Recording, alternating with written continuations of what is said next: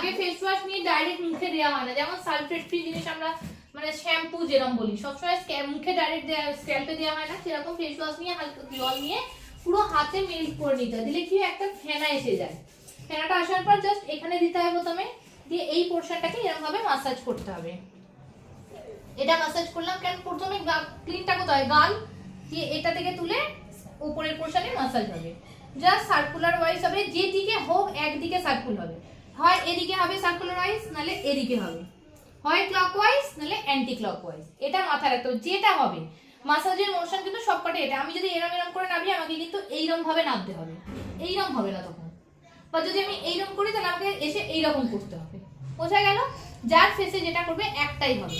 তো নিচে থেকে স্টার্ট হলো, এসে ওপর পোর্শনে জাস্ট কপালটা, আইব্রোতে যাদের আইব্রোতে কাজল দেওয়া থাকে তাদের পুরো ক্লিন হলো, দিয়ে নাবিয়ে দিয়ে চোখের তলা হলো, চোখের ভেতর